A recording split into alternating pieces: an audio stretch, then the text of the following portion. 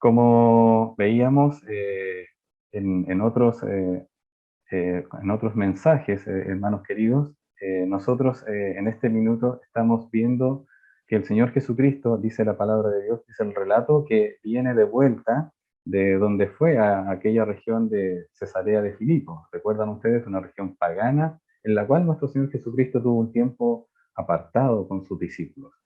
Por lo tanto, ya cumpliendo ese tiempo, habiéndoles dado la revelación respecto de lo que iba a ser la iglesia, cómo iba a edificar la iglesia, habiendo sanado también, habiéndoles enseñado respecto de cómo es la oración y el ayuno para con algunos dones, en este caso de sanidad respecto de un endemoniado lunático. ¿Recuerdan ustedes también que era, si bien es cierto, esas eran señales exclusivas para los apóstoles y algunas otras personas, aún así ellos no pudieron? Bueno, sigue el relato y el Señor ahora dice la palabra de Dios que ya han llegado a Capernaum, el lugar donde él había hecho de su residencia.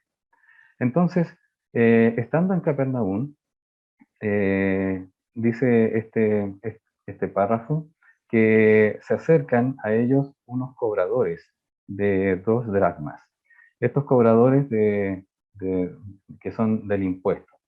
Y antes de continuar, yo la verdad es que estuve tratando de pensar anoche cómo podemos ilustrar de una mejor manera, de una mejor forma, esta enseñanza. Esta enseñanza que he puesto por título Negarse a sí mismo por la obra de Dios. Negarse a sí mismo por la obra de Dios. Vamos a ver el tacto que tuvo nuestro Señor Jesucristo y la propia humillación. Ya venir a este mundo era una humillación de parte del Señor Jesucristo. Ya recibir toda esta guerra que le habían propinado los fariseos, escribas y saduceos, ya era una humillación. Ya el hecho de pensar de que iba a la cruz, ¿verdad? Ya estando en la condición de hombre, nuevamente se humilló, siendo obediente hasta la muerte de cruz. Pero aún así, en los detalles más mínimos que tenía que ver con la vida cotidiana, nuestro Señor Jesucristo mostró aún más lo que Él mismo había dicho, que Él era manso y humilde de corazón. Yo no sé qué se le viene a la mente cuando escucha la palabra impuesto. Hoy en día, en tiempos de pandemia que estamos viviendo, la gente lo que menos quiere escuchar es impuestos, ¿no es cierto? Es decir, estamos viviendo una situación difícil, no tenemos muchas veces trabajo, no sabemos qué va a pasar mañana, mañana mismo lo pueden despedir, hay muchos desempleados en Chile secularmente, ¿verdad? Y más encima hablar de impuestos hoy en día, no sé. Sin embargo, a lo largo de toda la historia humana y toda la vida han existido los impuestos, que es este cobro que va con cargo fiscal, ¿verdad? Para que así el fisco pueda redistribuir los recursos para lo que ellos consideran sus prioridades conforme a los planes de gobierno, etcétera, etcétera. Bueno, todos los países tienen diferentes situaciones, pero este impuesto de acá no se refiere a un impuesto que vaya para el Imperio Romano, es para otra cosa. Quiero solamente ilustrar de una manera exagerada, hermanos queridos. Noten, esta ilustración es exagerada, en la cual podríamos eventualmente caer si no andamos atentos a lo que es la palabra de Dios. Y voy a decir muy exagerada porque se me va a caer el carnet, como dicen por ahí, ¿ya? Voy a remontarme al año 81. ¿Recuerdan el año 81 cuando se quemó la Torre Santa María por ahí? ¿Sí? Hubo 11 muertos acá en justo Avenida Santa María. Fue tanta la controversia que no estaban dispuestos los, el acceso, digamos, para poder apagar un incendio. Incluso los bomberos estuvieron de muy lejos. Apenas pudieron eh, subir con las escaleras telescópicas y tanto que es así que una persona cayó desde el 11.º piso. Bueno, en ese año se estrenó en Chile una telenovela, si algunos podrán recordarla. Yo me acuerdo porque tenía entre 14 y 15 años más o menos, y cuando llegaba a la casa era lo único que se veía, bueno, en ese sentido. Y se llamaba La Madrastra. ¿La recuerdan o no? Sí, más o menos, ¿la recuerdan? Sí. Y en esa telenovela, que era de Arturo Moya Grau, había un personaje. un personaje que se llamaba Serafín. ¿Se acuerdan, no? Bueno, yo les cuento la historia. No tienen por qué saberlo. Se llamaba Serafín.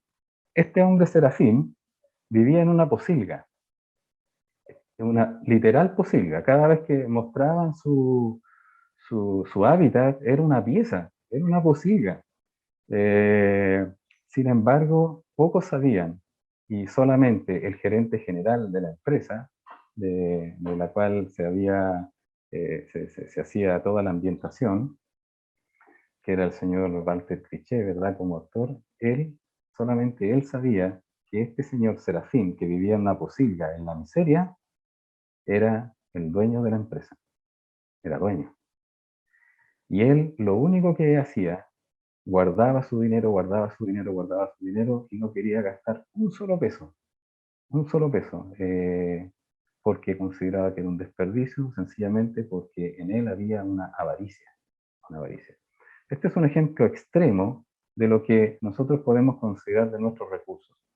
Si usted recibe recursos, ¿verdad?, de parte del Señor, puede ser por su trabajo, porque alguien le ofrenda, etcétera. Y el extremo, polo 1 o 0, el extremo es que usted guarde todo y no coma nada, no se bañe, no se arregle, no se asee, y viva sin gastar, no gaste luz, agua, ni una cosa. Ese es un extremo. El otro extremo es que usted reciba, ¿verdad? Y regale todo, ¿verdad? De todo, o sea, un manirroto, ¿verdad? Un desperdiciador, un pródigo en todo, ¿verdad? Y usted no se quede sin nada y no tenga nada para comer. Son los extremos, ¿verdad? Y que, curiosamente, conocemos gente que existe así. Bueno, este personaje era de esa manera. Y después cuando se iba sabiendo, ¿verdad?, que él era el dueño, ¿verdad?, y estaba por morir, muestra una escena en que vienen todos los importantes de aquella empresa a despedirse. Y algunos fabricaban lágrimas para despedirse de él, pensando en que tenían la remota posibilidad de que él les iba a tirar alguito, como dicen en Paraguay, les iba a tirar alguito en el momento de morir como herencia, cosa que no ocurrió. Él se fue a la tumba con todo su dinero. Bueno, el Señor en su sabiduría, en su bendita sabiduría, ha establecido funcionamientos del cual nosotros como hijos de Dios somos parte. Somos parte en el cual nosotros estamos recibiendo por un trabajo, una retribución, una remuneración, y junto con esa remuneración hay algo que va a leyes sociales, en el caso de Chile, también hay algo que se llama impuesto a la renta, también hay algo que se llama impuesto territorial, que usted paga contribuciones por tener una habitación, una casa, ¿verdad?, con ciertos metros cuadrados, depende de la comuna cuánto valoricen, ¿verdad?, y eso usted paga impuesto. Usted paga impuesto por comprar. De hecho, antes, en los años 70, existía un impuesto que se llamaba la compraventa. Usted compraba algo y pagaba un IVA. Después eso cambió por IVA. Pero usted vendía algo y también tenía que pagar. Era un impuesto a la compraventa. Entonces se reunía dos veces el mismo impuesto. Después se inventó el IVA, ¿verdad? Y era solamente el valor agregado cuando usted vende. Entonces, ahora cuando usted compra, usted paga solamente para un solo lado. Y así, se ha buscado muchas maneras de poder sustentar. Pero esto que estamos viendo aquí, esto que vamos a ver aquí a continuación, es un impuesto distinto.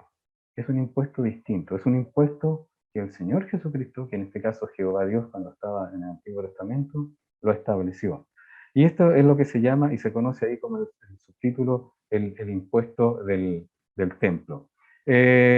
Vamos, por favor, en este sentido, a tomar este contexto de qué se trata. Vamos, por favor, acompáñenme a Éxodo capítulo 30, versículo del 11 al 14. Y obviamente deje a Serafín por un lado, porque al final tenemos que ver de qué manera nosotros administramos.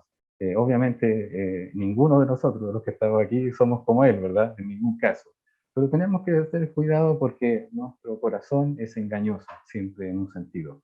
En Éxodo capítulo 30, versículos del 11 al 14, dice la palabra del Señor. Aquí están los israelitas a los pies del Sinaí.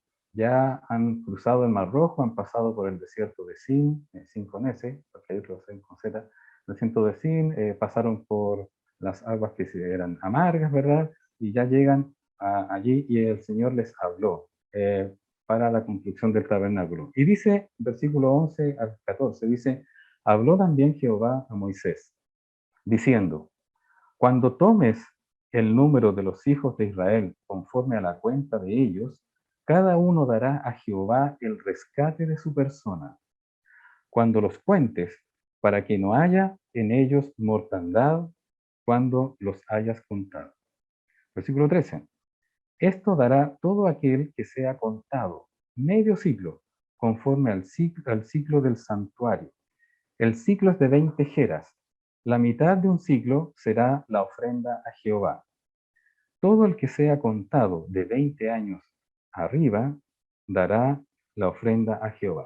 Entonces el Señor, junto con entregar las tablas de la ley con el decálogo, ¿cierto? Los 10 mandamientos que nosotros conocemos, y junto con, en ese momento, dar a conocer a Moisés las leyes morales, las leyes institucionales, las leyes ciudadanas, las leyes, todo para comportamiento, esta verdadera constitución que entregó nuestro Señor a, a Moisés, le entrega dentro de aquella constitución le entrega este impuesto, este valor que tienen que entregar, medio siglo. Es un valor, una moneda judía, ¿verdad? O de Israel, que se manejaba en aquellos tiempos. La pregunta es, ¿para qué se usaba? La respuesta está en el versículo siguiente, versículo 15, para hacer expiación por las personas. Versículo 15 dice, ni el rico aumentará, ni el pobre disminuirá del medio siglo, cuando dieren la ofrenda a Jehová para hacer expiación por vuestras personas. Jehová había establecido un variado número de holocaustos, de ofrendas, para hacer expiación, exactamente. En ese sentido, estaba pensando en la expiación primeramente del mismo pueblo de Israel, de las mismas personas, de los mismos que estaban allí para entregar este medio ciclo. Eh, Iba el Señor a establecer un día, en Levítico 16 aparece el día de la expiación, en el cual todas las personas tenían que presentarse ante el tabernáculo y primeramente el sumo sacerdote tenía que llegar y entrar una vez al año en el lugar santísimo y él, digamos, sacrificar un animal por él y por su familia. Y después que entraba en el lugar santísimo, él tenía que hacer este sacrificio con un macho cabrío en el cual degollaba y entregaba esta sangre, ponía con su dedo la sangre sobre el propiciatorio, sobre la tapa que era del arca, y allí hacía expiación por las personas, por el pueblo. Y el otro macho cabrío lo enviaba.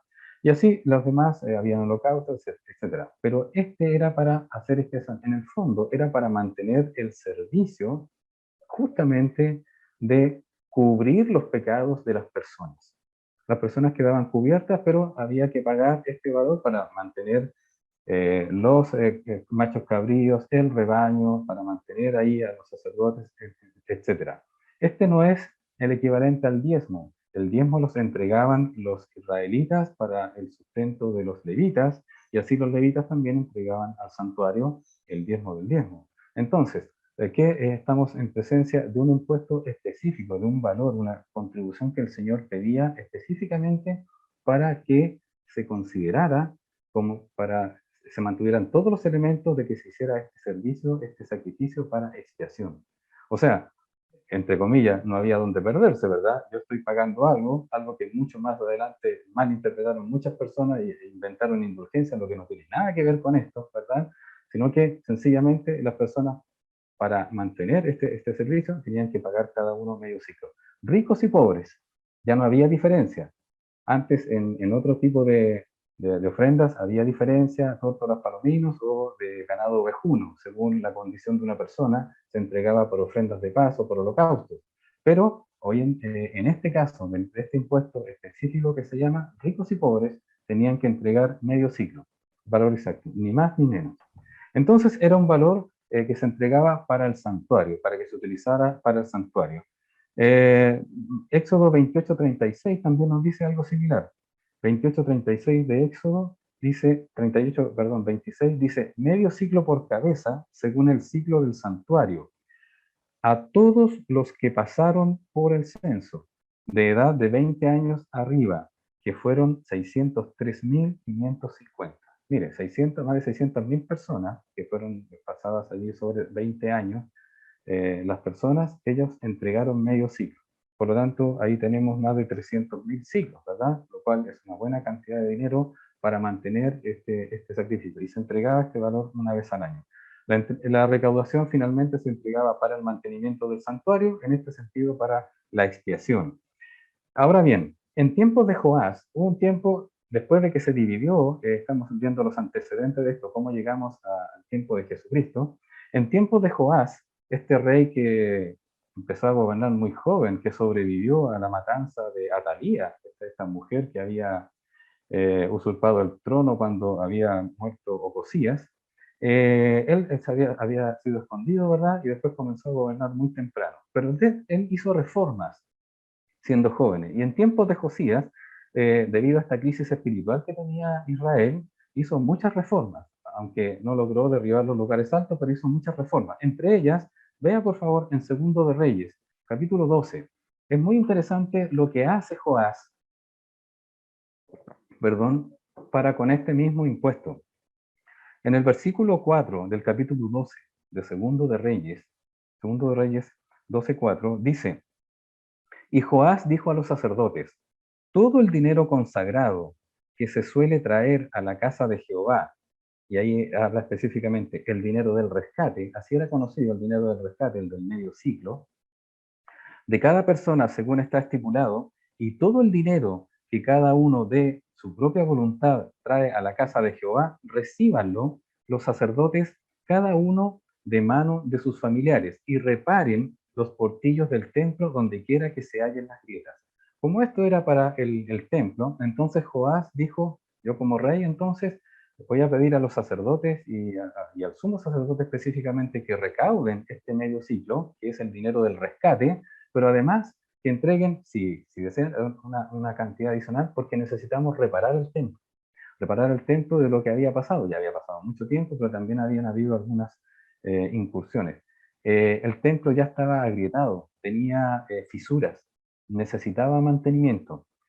Y el versículo 11 de ese mismo capítulo, de ese mismo capítulo 12 de Segundo de Reyes dice, y daban el dinero suficiente a los que hacían la obra y a los que tenían a su cargo la casa de Jehová, y ellos lo gastaban en pagar a los carpinteros y maestros que reparaban la casa de Jehová, y a los albañiles y canteros, y en comprar la madera y piedra de cantería para reparar las grietas de la casa de Jehová y en todo lo que se gastaba en la casa para repararla. Joás utilizó este impuesto no solamente eh, para, digamos, mantener el sacrificio y la expiación, que había que mantenerla, sino que además, en este caso, para reparar las grietas de la casa de Jehová, para reparación del templo. Muy interesante cómo se dice. Ahora, más adelante, eh, digamos unos 400 años antes de Cristo, cuando Nehemías volvió en el 444 antes de Cristo, Nehemías también tuvo algunas indicaciones que ver sobre este impuesto. En Nehemías capítulo 10, versículo 32 y 33, Nehemías 10, 32, leemos, dice, nos impusimos, está aquí Nehemías como gobernador enviado por el rey Artajerjes, nos impusimos además por ley el cargo de contribuir cada año con la tercera parte de un ciclo para la obra de la casa de nuestro Dios. Versículo 33 dice algo interesante. Para el pan de la proposición y para la ofrenda continua, para el holocausto continuo, los días de reposo, las nuevas lunas, las festividades y para las cosas santificadas y los sacrificios de expiación por el pecado de Israel y para todo el servicio de la casa de nuestro Dios. Mire qué interesante. Nehemías, cuando vio este desastre, tanto espiritual como militar, como estaba en tan mala afrenta, le habían indicado, y él pudo ver en terreno la condición que estaba el pueblo de Israel después de la deportación a Babilonia, en este retorno, que fue el tercer retorno en el cual volvieron algunas personas, específicamente él se dio cuenta de lo que estaba pasando. Nada de lo que hacía el pueblo de Israel se asemejaba a lo que era la voluntad de Dios. Se había eliminado el asunto de los diezmos, se había permitido que estara Tobías, ¿verdad? Un árabe, una persona enemiga del pueblo de Dios, más encima que viviera en la cámara, en esa cámara donde se guardaban las provisiones para los levitas. Por tanto, no estaban los levitas haciendo su trabajo. Y como no estaban haciendo su trabajo, tampoco había provisión para los levitas. Y los levitas, como no tenían sustento, tenían que irse a cada uno a su heredad. Entonces, era un caos lo que se estaba viviendo en forma espiritual. Y dentro de todas estas reformas, Nehemías lo que hizo fue, dijo, aparte de que vamos a restituir los impuestos, vamos a eliminar la usura, vamos a sacar a esta persona de acá, etcétera. Igual, al final, si usted puede ver el libro de Nehemías también mandó a separar a las mujeres extranjeras de los varones judíos, etcétera. Dijo, nos impusimos, además por ley, ahí firmamos todos, los príncipes, los sacerdotes, todos, el cargo de contribuir cada año con la tercera parte de un ciclo para la obra de la casa de nuestro Dios. Es decir, sabía Nehemías que había un impuesto que no se estaba pagando, por el cual con ese se podía restituir la obra de Dios. Mire, la Biblia nos señala acá que Nehemías autorizó, permitió el pagar no medio ciclo, sino que un tercio del ciclo. Si usted se da cuenta, la orden del Señor era medio ciclo y dice, ni rico ni pobre debía disminuir. Sin embargo, Nehemías autorizó un tercio de ciclo. ¿Por qué? Es muy difícil esa pregunta, muy difícil de poder responder. Probablemente Nehemías conocía perfectamente el estado de catástrofe que se estaba en este minuto, de situación difícil que estaba, y de la pobreza de aquellas personas que habían retornado acá a, a Israel, a tierra de Palestina llamada después por los romanos. Entonces, hermanos queridos, lo que sí es consecuente aquí, es consistente, es que se iba a usar para esos mismos propósitos, mantenimiento del santuario y también para la expiación, para todos los servicios de que tenían que invertir y gastar aquí todos los elementos, los sacerdotes, para poder hacer los sacrificios y las ofrendas. ¿Se da cuenta, hermano querido? En el templo del Señor, que es la casa de nuestro Señor Jesucristo, la casa de Jehová, durante todo ese tiempo, aparte de esos diezmos que se utilizaban, él había instituido un impuesto específico, un valor que era para mantenimiento, fundamentalmente para la expiación. ¿Qué ocurría con esa expiación? Obviamente con eso se podían hacer prosélitos, se podían cubrir los pecados de las personas hasta que viniera aquel sumo sacerdote, el verdadero sumo sacerdote que iba a entrar una vez en el templo, ¿verdad? Y que él iba a hacer este sacrificio una sola vez y para siempre, hasta que iba a llegar nuestro Señor Jesucristo. Bueno, en tiempos de Jesucristo se observa que este impuesto está vigente y está vigente completo. Por eso comprendemos también por las escrituras, por la luz solamente que tenemos de las escrituras, que esta reforma que hizo Nehemías fue algo temporal, que era para ese momento, considerando, a mi entender, la pobreza que había en ese sentido.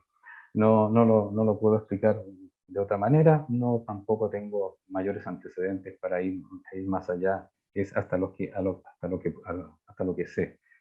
Entonces, en este momento, en el versículo 24, vuelva por favor al versículo 24, cuando llegaron a Capernaum, estamos ahí en Mateo 17, 24, cuando llegaron a Capernaum, vinieron a Pedro los que cobraban las 2 dracmas y le dijeron, ¿vuestro maestro no paga las 2 dracmas? ¿Cómo sabemos nosotros que estamos hablando acá de aquellos? Estos hombres no eran publicanos ni recaudadores de impuestos para el imperio romano. Estos eran aquellos que cobraban el impuesto para el templo. ¿Por qué? Porque hablaban de 2 dracmas. Y aquí la palabra en griego, para las hermanas que ya estudiaron griego, que son peritas en griego, que ahora nos van a enseñar a toda la iglesia, ¿verdad? Nuestras hermanas. Aquí el escritor Mateo utiliza la palabra didracma, didracma, que es la palabra equivalente a 2 dracmas en el castellano, al final del versículo. Esto reconocemos perfectamente cuando lo utiliza.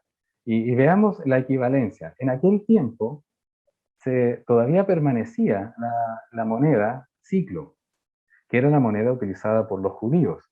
Pero la moneda dracma, es la moneda utilizada en este caso por los griegos, que vivían allí en tierra de Israel. Un ciclo, note bien, hermano querido, un ciclo era equivalente a 4 dracmas. Un ciclo era equivalente a 4 dracmas.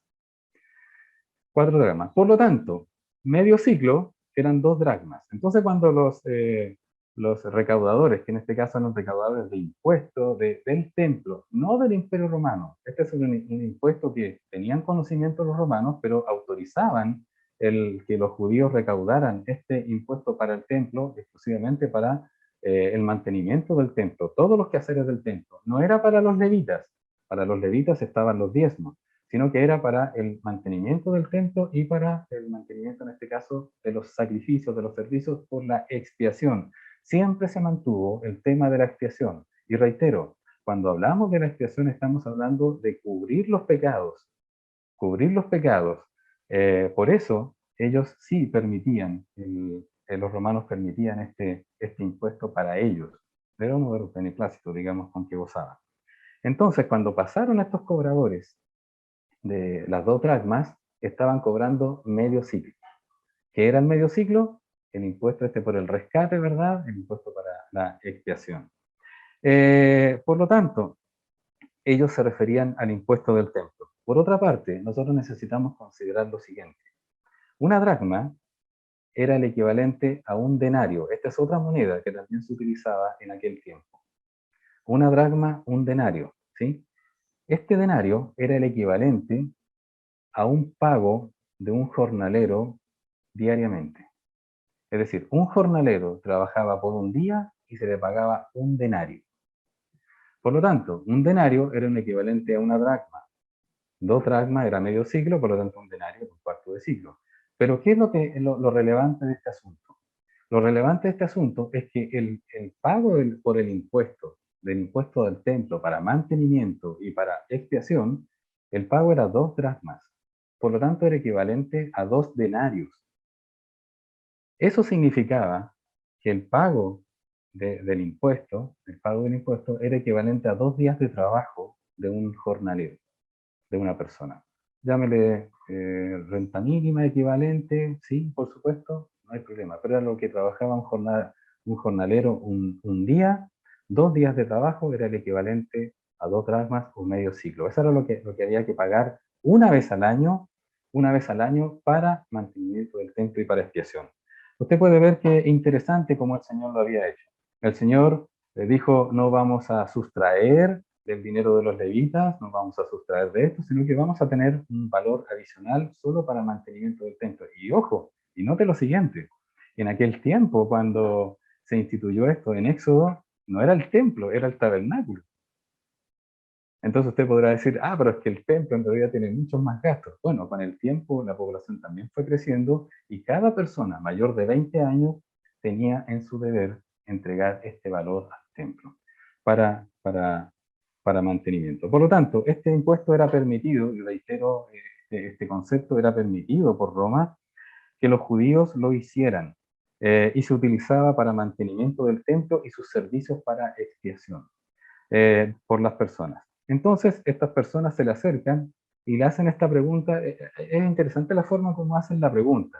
No le dicen, vuestro maestro paga, sino que le dicen, vuestro maestro no paga. Es como una pregunta como negativa, ¿verdad? Es como en ese sentido. Bueno, no hay que especular mucho tampoco, pero es interesante cómo ellos dicen vuestro maestro.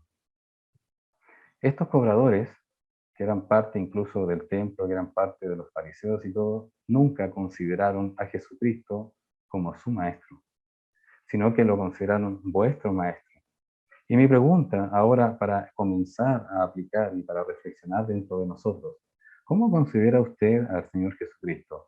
¿El Señor o mi Señor?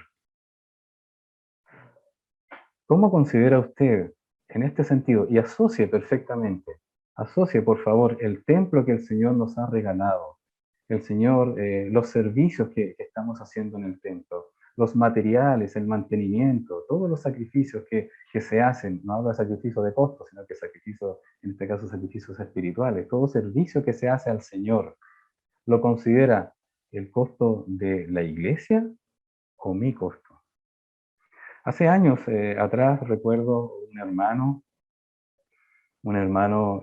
estábamos teniendo un tiempo de esparcimiento por por el 18 de septiembre. ¿Recuerdan ustedes que hemos celebrado el 18 de septiembre en la iglesia? Bueno, podríamos celebrar el 18 de septiembre, 18 de abril, de mayo, de todo podríamos celebrar, ¿verdad? Es maravilloso juntarnos como iglesia, hermanos queridos. Se extraña, se comparte muy bien, se disfruta, se juega, compartimos. Y una vez un hermano, estábamos ahí tendidos en el pasto después de haber disfrutado un rico almuerzo. Y él me dice, pastor, ¿por qué no se cortan las ramas de este árbol? Así me dijo. Y dije, pero por supuesto, hermano, venga este sábado, traiga un serruchito y empezamos a cortar. No, yo decía nomás, pues, decía. Entonces, bueno, ese hermano ya no está. Pero, ¿cómo se considera el templo? ¿Se considera como mío o se considera como de ellos? Cuando hablamos de la iglesia, ¿usted se considera interno? ¿Se considera parte de la iglesia o se considera ellos y yo? No, hermanos, somos un solo cuerpo por la gracia de Dios, un solo cuerpo por la obra del bautismo del Espíritu Santo. Somos un solo cuerpo y somos todos miembros de un solo cuerpo. Y eso es lo maravilloso, que si un hermano padece, todos sufrimos. Si un hermano se goza, todos nos gozamos. Hermanos, es maravilloso lo que hace el Señor en medio nuestro. Nos gozamos cuando los hermanos estudian, cuando los hermanos tienen bendiciones. Nos gozamos esta semana por la noticia de nuestro hermano Mauricio. Nos gozamos también por la noticia de nuestro hermano Francisco. Nos gozamos por las noticias de otros hermanos que han dado a conocer. Gracias al Señor, estamos esperando esta operación, confiamos en el Señor y han pasado tantas cosas, hermanos queridos. Qué maravilloso es ser un cuerpo. Entonces, ahí es donde vuestro maestro o mi maestro. Para ellos estaba claro que no era el maestro de ellos, no lo consideraban como su maestro, era vuestro maestro, era de ellos. Entonces, aquí viene la reflexión, versículos 25 y 26, la reflexión que nuestro Señor Jesucristo hace a Pedro. Reitero, no, por si no lo dije, en el caso del bosquejo de los hermanos que están anotando, en primer lugar, la vigencia del pago del impuesto, en segundo lugar, la reflexión de Jesús respecto del pago del impuesto, y en tercer lugar, el tacto y la humildad de Jesús del pago del impuesto. La vigencia del pago del impuesto, vigencia hasta ese tiempo, ¿ya? Por favor, no me malinterprete hasta aquí. La vigencia para los judíos en ese tiempo, la vigencia del pago del impuesto. En segundo lugar, la reflexión de Jesús con Pedro sobre el pago del impuesto. Jesús aquí nos hace pensar, le hace pensar a Pedro, nos hace pensar a nosotros por qué hacemos las cosas. No solamente porque está instituido, y aunque a nosotros nos basta con eso porque el Señor así lo hace, ¿verdad? Así lo dice, en determinados momentos el Señor nos hace pensar por qué estamos haciendo las cosas, porque eso sin duda constituye una aliciente a nuestra fe y una solidificación de nuestra fe. Y en tercer lugar, el tacto y la humildad de Jesucristo en el pago del impuesto. Bueno, vamos a este versículos 25 y 26. Aquí la reflexión de Jesús con Pedro sobre el pago del impuesto. Entonces, Pedro había recibido la noticia, se le acercaron los cobradores y le dijeron, vuestro maestro no paga el impuesto, no paga las dracmas, dijo. Y Pedro inmediatamente dijo sí. Si recuerdan ustedes en el versículo 24, Pedro dijo sí, la paga. Entonces entra a la casa donde está el Señor Jesucristo y no mediando palabra, el Señor Jesucristo le habla primero. Y dice, versículo 25, él dijo sí, Pedro le dijo a los cobradores. Y al entrar en la casa, Jesús le habló primero, diciendo, ¿qué te parece, Simón? Los reyes de la tierra, ¿de quiénes cobran los tributos o los impuestos? ¿De sus hijos o de los extraños? Mire la preguntita. Y Pedro tenía experiencia, él había trabajado, y era pescador, recuerda usted, tenía a sus colegas, Zebedeo, ¿verdad? Los hijos de Zebedeo, Jacobo y Juan, su hermano Andrés era pescador, él sabía lo que era pagar un impuesto, pero también sabía de este impuesto que era para los judíos, que era un impuesto aparte, que era para el templo. Entonces le hace la pregunta, nuestro Señor Jesucristo, ¿qué te parece, Simón? Y note que le dice Simón, no le dice Pedro. Es muy interesante nuestro Señor. Y le dice, los reyes de la tierra, ¿de quiénes cobran los tributos o los impuestos? ¿De sus hijos o de los extraños? Está claro, la pregunta es clara, tiene su tendencia, ¿verdad? No es maliciosa, por el contrario, simplemente le hace pensar a Pedro y nos hace pensar a nosotros, porque el Señor Jesucristo ya lo sabía. Pero note usted el atributo que presenta nuestro Señor aquí antes de que Pedro le dijera palabra alguna. Jesús ya sabía lo que él había pensado, Jesús ya sabía lo que le iba a preguntar, Jesús ya sabía lo que había sucedido. Y no es que él haya estado como Sara, ¿verdad? Escuchando detrás de la tienda, no. Simplemente Jesús sabía porque él es omnisciente. Dentro de los atributos de Dios, y lo estudiamos el día jueves, recuerda usted, todos los atributos de Dios con los cuales reina un rey, le permite prolongar su legado, prolongar su trono. Bueno, aquí nuestro Señor Jesús es omnisciente, Él sabe sus pensamientos, sabe sus motivaciones, sabe de sus propósitos, sabe lo que usted va a hacer, sabe lo que usted quiere hacer, sabe todo. Por lo tanto, vemos acá claramente el atributo de la omnisciencia. ¿Quién es el único en el universo? E incluso ni siquiera el universo, porque el universo es creado. ¿Quién es el único en toda la eternidad que es omnisciente? Nuestro Señor Jesucristo. No hay otro. Solo Dios es omnisciente. Satanás no es omnisciente. Satanás tiene que estar moviéndose de un lado para otro para saber y para informarse de las cosas que pasan. Pero usted tiene acceso directo a este Dios que es omnisciente, a nuestro Señor Jesucristo. Entonces entra Pedro en la casa y el Señor Jesucristo le hace esta pregunta. ¿Qué te parece, Simón? Como si hubiese estado escuchando, ¿verdad? Los reyes de la tierra, ¿de quiénes cobran los tributos o los impuestos? Tributos se refiere a un asunto que tiene que ver respecto de los bienes en general. Impuesto tiene que ver con las personas. Y nosotros sabemos en Chile, nosotros pagamos tributos y también pagamos impuestos. Y dice, de sus hijos o los extraños. La pregunta es evidente y está diciendo, los reyes, la familia real, el rey, cuando tiene su familia, ¿a quién le cobra para sustentarse? ¿A quién le cobra para mantener el reino? ¿A quién le cobra? ¿A sus hijos, a su familia o a los extraños? La respuesta es evidente.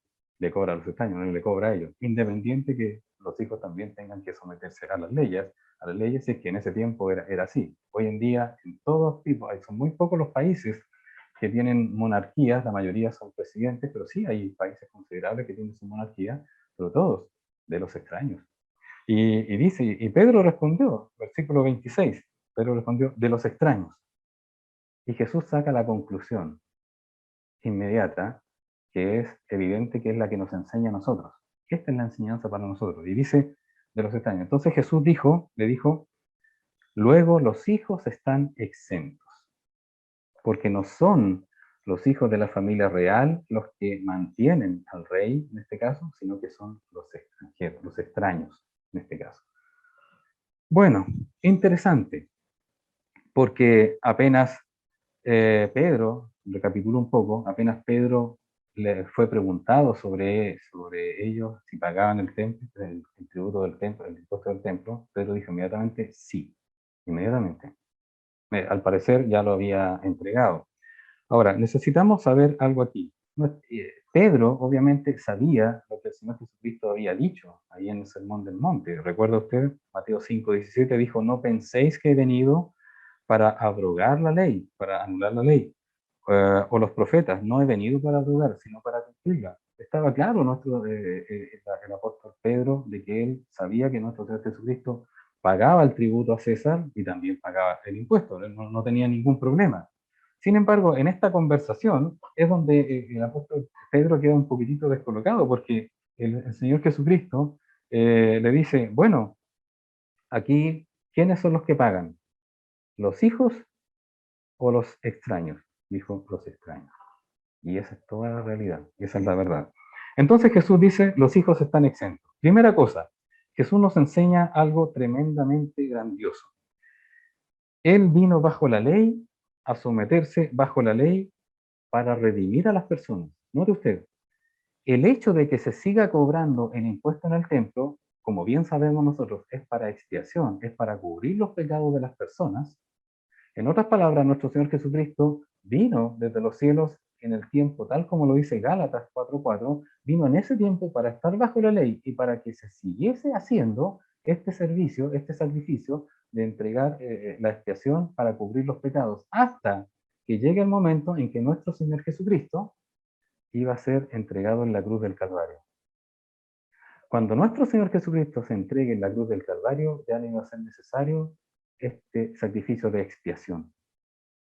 ¿Por qué? Porque ya el Señor no iba a ser solo expiación en el sentido de cubrir, sino que iba a ser propiciación, sino que iba a aplacar la ira de Dios por medio de una ofrenda, iba a realmente hacer la reconciliación, iba a hacer el perdón de pecados, una vez y para siempre. Esto tenía que hacerse una vez, todos los años tenía que hacerse este servicio, pero ahora el Señor Jesucristo lo hizo una sola vez y para siempre. Gálatas 4:4 dice, pero cuando vino el cumplimiento del tiempo, Dios envió a su Hijo, nacido de mujer y nacido bajo la ley, para que redimiese a los que estaban bajo la ley, a fin de que recibiésemos la adopción de hijos. Por lo tanto, se seguía haciendo el sacrificio hasta cuando el Señor fuese entregado en la cruz. Una vez el Señor entregado en la cruz, ya hasta ahí nomás llegaba. Pero los judíos no lo entendían, no lo entendían porque no reconocían a Jesús como el Hijo de Dios, como el Mesías. Pero Él lo iba a hacer. Tanto es así que sus padres, José y María, sus padres se sometieron a la ley, pagando el impuesto correspondiente a los 8 días de haber nacido Jesús. En Lucas 2, 24 y 25 estoy viendo todo lo que el Señor Jesucristo cumplió y cumplió eh, diligentemente cada una de las leyes, precisamente para no ser acusado de lo que tenía que ser acusado de que Él era el Hijo de Dios.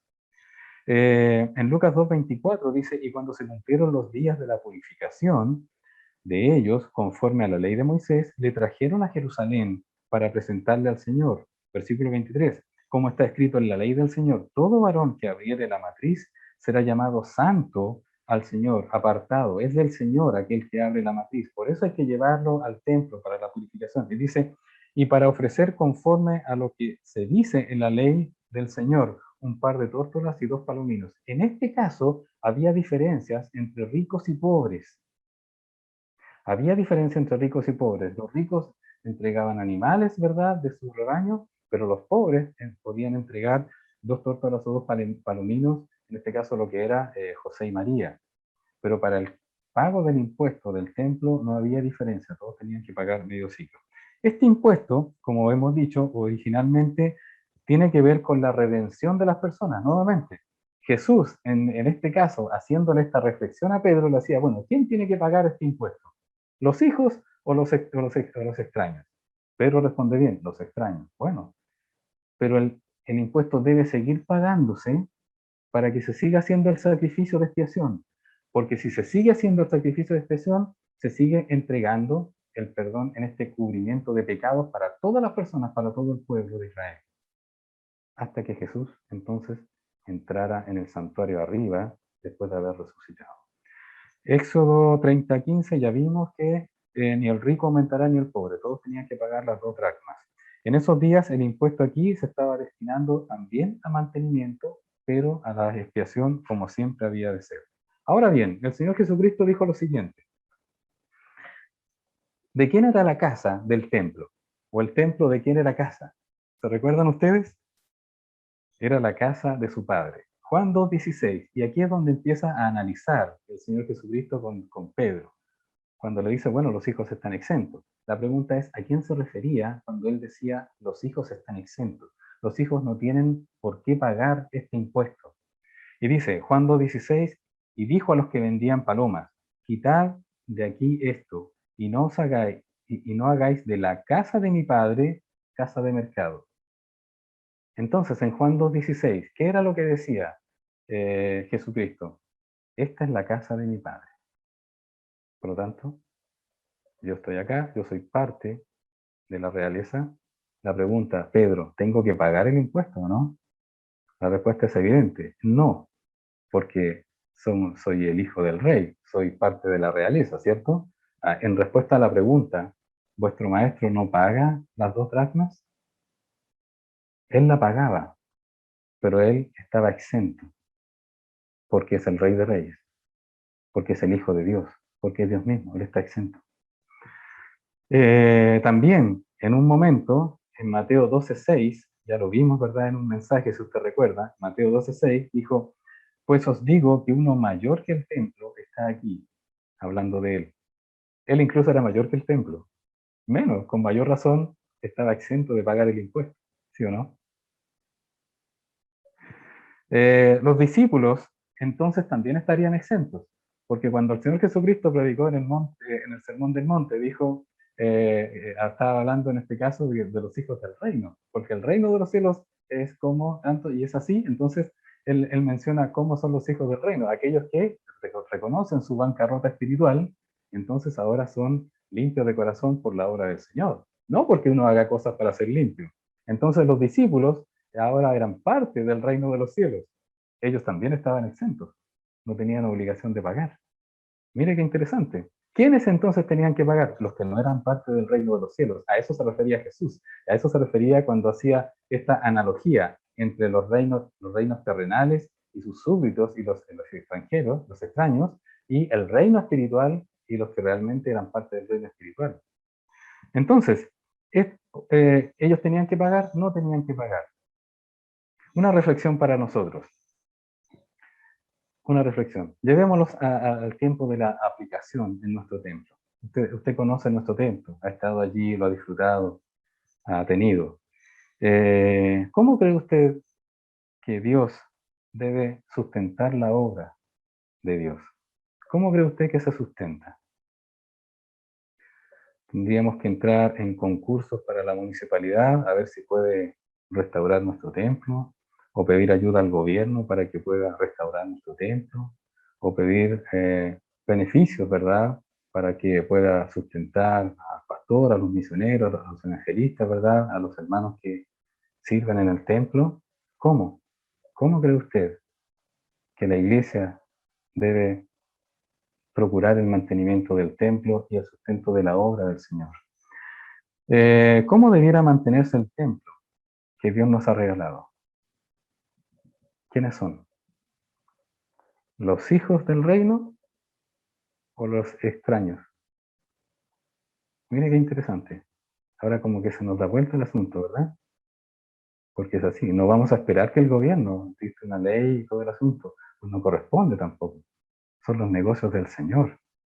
Eh, ¿Cómo deben sustentarse pastores y misioneros y aquellos que son el don de Cristo para la iglesia? Mire qué interesante. Cómo el Señor le hizo reflexionar a Pedro y ahora nos hace reflexionar a nosotros. Bueno, entonces, ¿cómo? ¿Cómo se sustenta? ¿De dónde sacamos ese medio ciclo? ¿De dónde sacamos esas 2 dracmas? Eh, ¿Cree usted que las necesidades hoy en día, piensa en nuestra iglesia, piense en nuestra iglesia, cuando hablamos de nuestra iglesia, estamos hablando de los hermanos, cuando hablamos de templo, estamos hablando del edificio. ¿Usted cree, qué piensa usted? ¿Están o no suplidas las necesidades de nuestra iglesia? ¿Están o no en este momento suplidas las necesidades o los cubiertos los requerimientos de nuestro templo? Eh, Le ha preguntado a la tesorera cómo están las cosas. No sé si le va a responder el teléfono, pero sí, sí le va a poder hacer. Sí. Si usted le llama a la tesorera, hermana, ¿cómo están las finanzas? Seguro que la va a ver de rodillas. Eso es muy bueno por una parte, ¿verdad? Porque también si tuviésemos mucho, por un lado, también implicaría un problema. Algo no estamos haciendo bien, porque estamos acumulando y la idea no es acumular.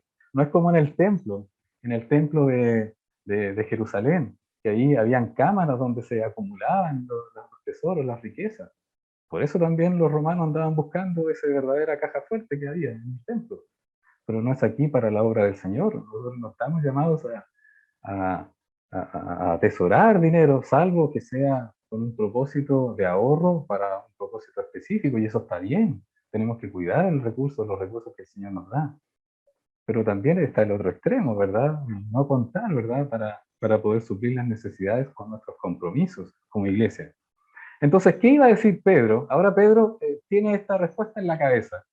Y él sabe que de parte de Jesús le está diciendo, en realidad los hijos están exentos y los que deben pagar son los extraños. Entonces, ¿qué le iba a decir si Pedro ahora tuviera que salir de la casa? ¿Qué le iba a decir a los recaudadores de impuestos?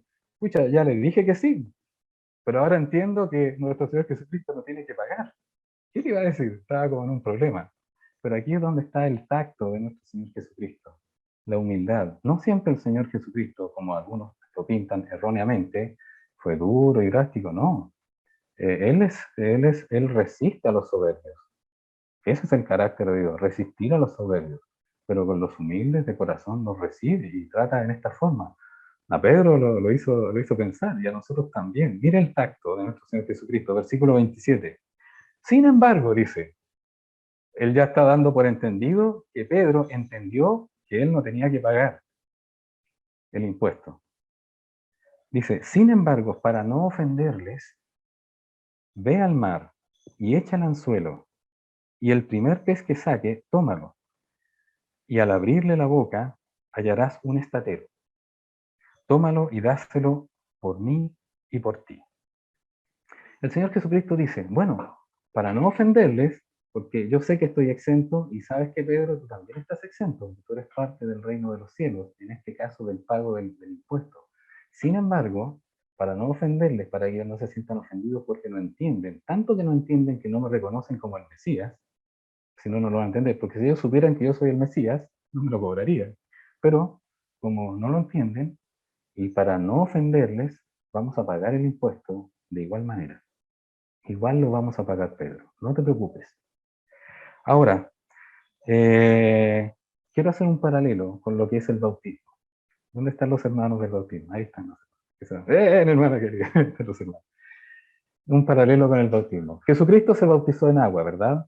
El bautismo en que se bautizó fue con Juan el Bautista, era un bautismo de arrepentimiento. Pregunta, ¿Jesucristo tenía que arrepentirse de algo? No, no había hecho nada malo. Dice la Biblia, segunda de los Corintios 5:21, al que no conoció pecado, por nosotros lo hizo pecado, para que nosotros fuésemos hechos justicia de Dios en él. Jesucristo no había pecado, no tenía de qué arrepentirse, ¿y por qué entonces se estaba bautizando? Para cumplir toda justicia, para no ofenderles, por decirlo de una manera, precisamente para agradar al Padre. Este es mi Hijo amado, dijo el Señor desde los cielos, el Padre de los cielos, en quien tengo complacencia. Él me complace, Él me agrada. ¿Se da cuenta? El Señor Jesucristo hizo cosas más allá de la ley. Aunque Él podía estar exento, y de hecho lo estaba, Él dijo, voy a pagar igual para no ofenderles, para que no tengan problemas, porque yo sé que no comprenden. Lo van a comprender después. Por eso, de esta misma manera, Él se humilló. Y dice, de la misma situación aquí, nuestro Señor Jesucristo se humilló, pagó el impuesto del templo, identificándose, no tenían hermanos queridos. En el bautismo se identificó con aquellos que se estaban arrepintiendo. Aquí se está identificando con aquellos que necesitaban expiación, necesitaban perdón de pecados, necesitaban ser absueltos de los pecados, necesitaban ser perdonados. Dijo, voy a pagar el impuesto. ¿Por qué? Reitero, el impuesto para el templo era el impuesto para hacer los sacrificios de expiación. Los sacrificios de expiación era la palabra expiación para cubrir los pecados. Pero el Señor dijo, yo voy a ser el que va a pagar por los pecados de ellos, por lo tanto no es necesario que yo pague el impuesto, pero lo voy a pagar igual, porque así se va a seguir el sacrificio. Para que ustedes tengan noción, este impuesto se recaudaba no solamente en toda Galilea, Samaria y Judea, se recaudaba a lo largo de todo el mundo, en todo el mundo conocido donde había judíos. Un mes antes de la Pascua se ponían las mesas y partían los recaudadores. En tierra de Palestina, conocida así, en tierra de Israel, más o menos 15 días antes de la Pascua se cobraba el impuesto. ¿Qué significa esto? ¿Qué sugiere esto? Faltaban solo 15 días para la Pascua. ¿Recuerda usted qué sucedió en la Pascua? Nuestro Señor Jesucristo fue sacrificado. Le quedaba menos de un mes de vida terrenal en la tierra de los vivientes a nuestro Señor Jesucristo. Se pagaba en todas partes. Y fíjese, este impuesto ahora una aplicación para nosotros. Usted puede decir, yo soy hijo del rey, yo soy hijo de Dios. Pero en contrapartida, ¿quiénes son los que efectivamente debemos nosotros introducir cobros, cobros suena muy fuerte, ¿verdad? Pero introducir pagos que nosotros debemos hacer para nuestro templo, para mantener el servicio en el templo? ¿Quiénes son? ¿Son los extraños o son los hijos? En nuestra iglesia son los hijos de Dios.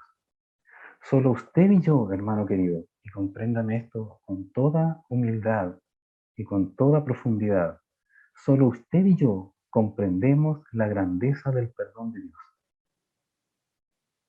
Si usted le pregunta al mundo, el mundo va a decir, pero ¿cómo? Te están sacando plata, tienes que pagar más encima, tú vas allá y haces cosas, a ti deberían pagarte.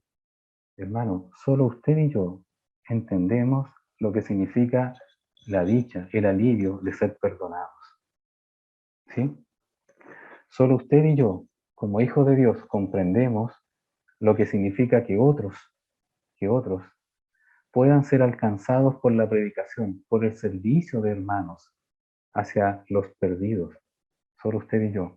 Por lo tanto, nosotros como hijos de Dios, ya no te viene esto en su corazón. Se lo digo con mucha humildad. Solo usted y yo tenemos un deber moral, para contribuir con el sostenimiento de la obra de Dios. Solo usted y yo. Nosotros no le vamos a ir a pedir bonos al gobierno, no vamos a pedir este asunto, no vamos a hacer ninguna cosa, solamente lo que respecta a que Dios le entrega a usted y me entrega a mí, eso es para el mantenimiento del templo, para reparar las grietas, como Joás, para reparar las cosas que haya, para el mantenimiento, el hermoseamiento, para, eh, para llevar a misioneros a otros lugares, para sustentar a pastores en otros lugares, ¿verdad? Pastores de nuestra iglesia, imagínense, qué privilegio, qué bendición, que otros accedan al perdón que nosotros hemos recibido. Ese perdón que usted ha recibido, hermanos queridos, le ha cambiado la vida. Por lo tanto, usted y yo somos libres en Cristo.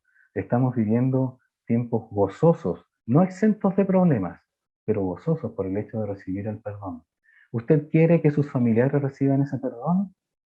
Pasa por esto, por negarse a uno mismo para contribuir en el templo. Usted sabrá cómo lo hace, pero Dios le ha dado recursos para sustentar a nuestros compromisos también y para alcanzar a otros. Para mantener la predicación de su palabra es necesario contribuir en el templo. Para alcanzar a los perdidos con el mensaje de salvación es tremendamente necesario. Para el sostenimiento de los siervos del Señor, estos que son el don de Cristo, el regalo de Dios, es necesario, hermanos queridos, es necesario. Hermanos, para mí yo me siento muy honrado. Es algo que uno lo haría de todo corazón, ¿verdad? Me siento muy honrado que la iglesia tenga que pagar y pague un sustento pastoral. Yo me siento muy honrado, me siento en deuda incluso con la iglesia por servir a los hermanos. Hago lo que más me agrada, hago lo que más, es decir, hago lo que el Señor me capacita para poder hacerlo. Paso horas, mis queridos hermanos, pensando en sus rostros, en este mismo Zoom que estoy viendo, cuando estoy en el templo, en verlos, para poder enseñar la palabra de Dios, lo hago con amor y me siento muy honrado que se pueda sustentar a un pastor, a un misionero, a pastores que puedan salir, hermanos, qué honor, qué tremendo. Eh, para el mantenimiento de la casa de Dios necesitamos. Para tener también que compartir con el que padece necesidad. El Señor nos da trabajo para poder nosotros mantener aquello. Por lo tanto, mi pregunta después de esta aplicación, de esta reflexión, ¿usted reconoce este deber moral?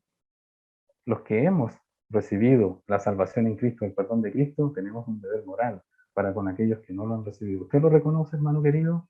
Entonces el dinero no es problema. Hay algo aquí que hay que trabajar y quiero dar al Señor públicamente gracias a Él por cada uno de los hermanos que se esfuerza por servir y por contribuir en la obra del Señor. Muchos dan más allá de sus fuerzas. Muchos dan más allá de sus fuerzas. Lo digo con conocimiento. Por lo tanto, este es el pago propiamente tal.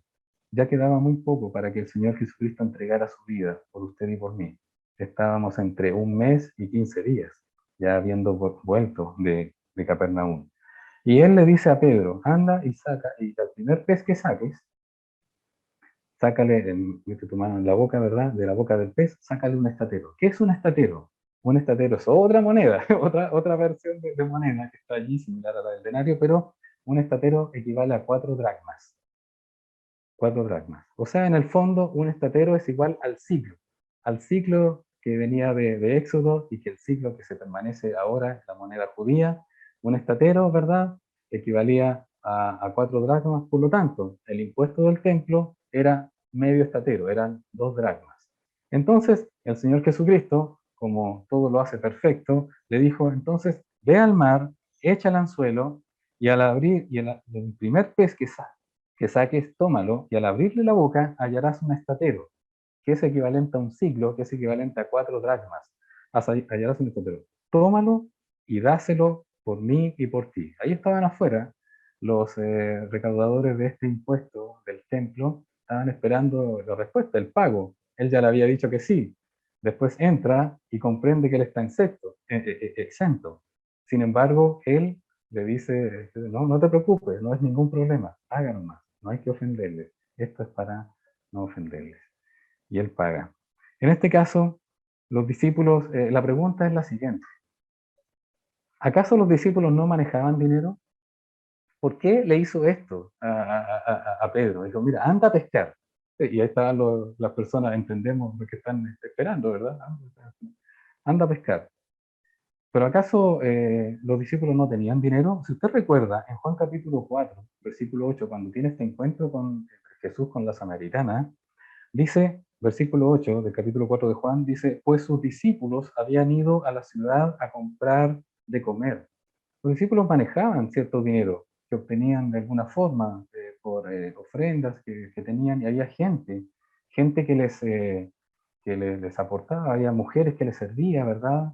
Entonces, bueno, en Juan 12, versículo 6, dice lo siguiente, mire qué interesante.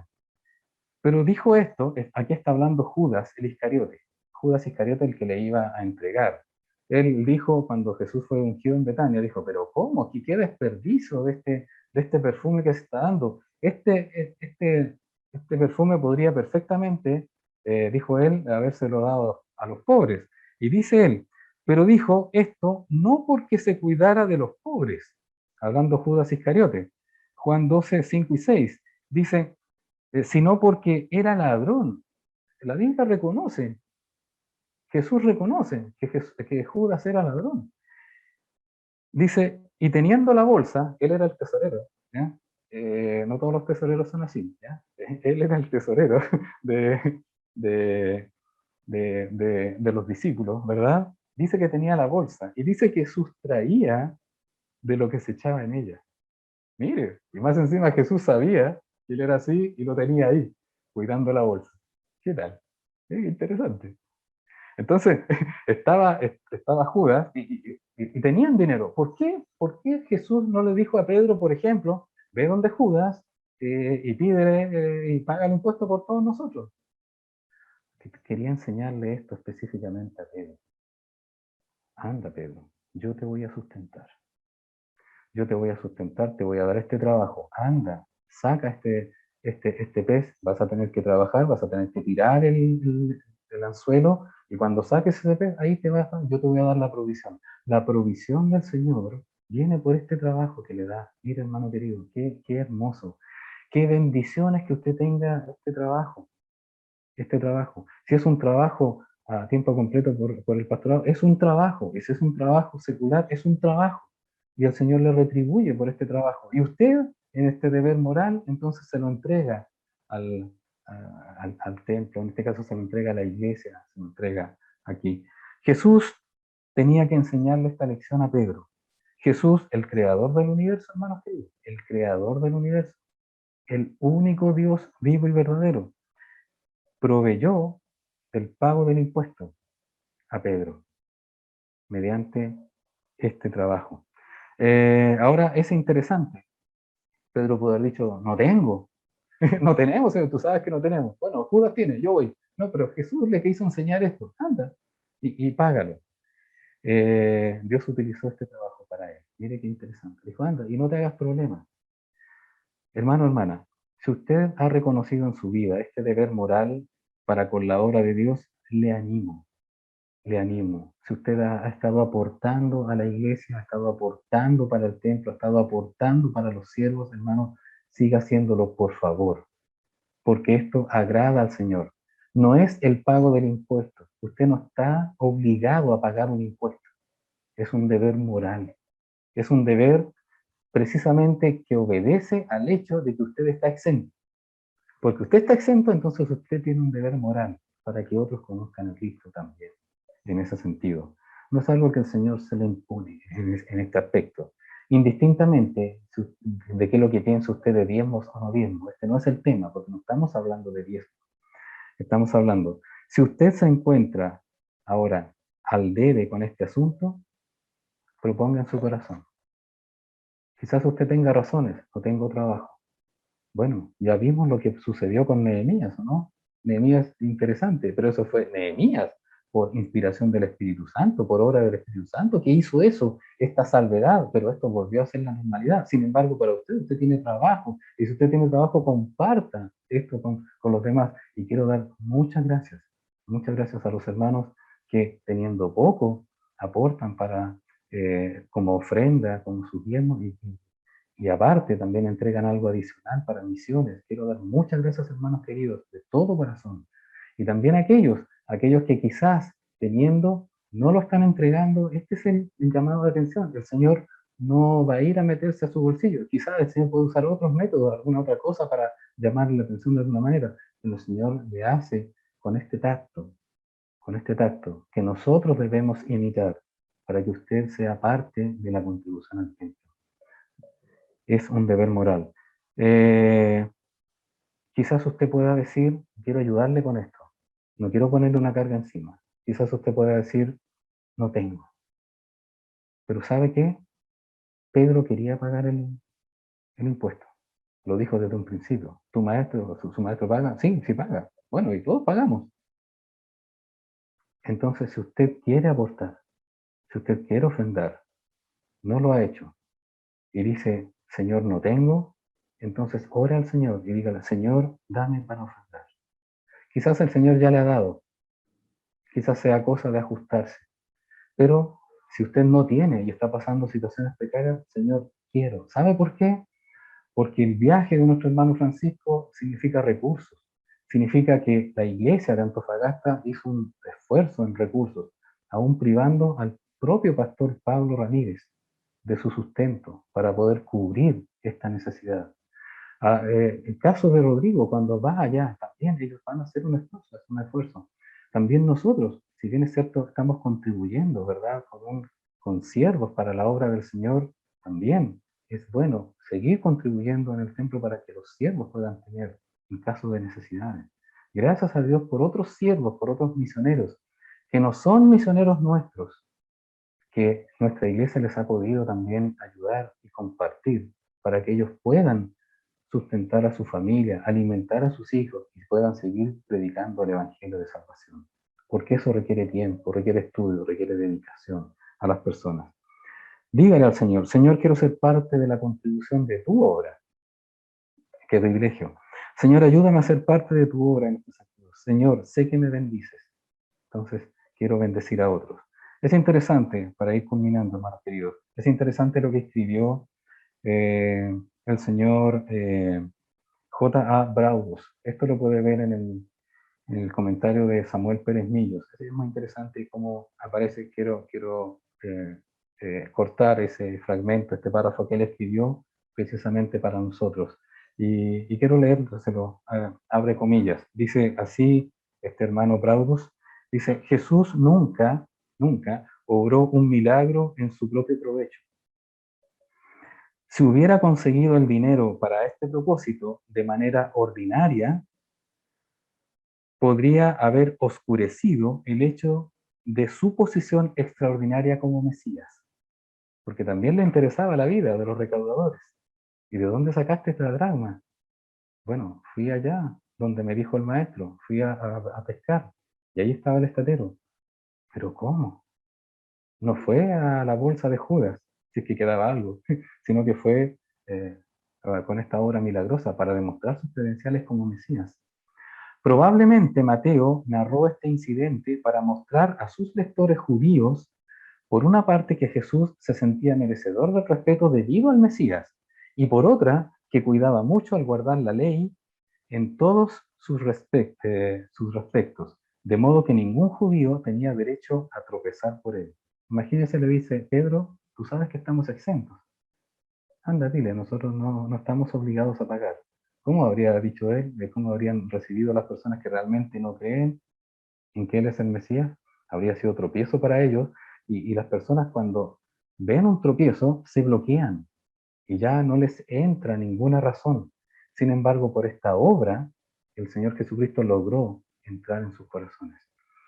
De modo que ningún judío tenía derecho a tropezar por él. La prontitud de nuestro Señor de negarse un privilegio a que tenía justo derecho para que los hombres no tuvieran excusa por entenderle mal, fue imitada por Pablo en 1 Corintios capítulo 9. Lea, por favor, 1 Corintios capítulo 9. Y se nos presenta a todos como parte del ejemplo de Cristo. ¿Usted es hijo de Dios o no?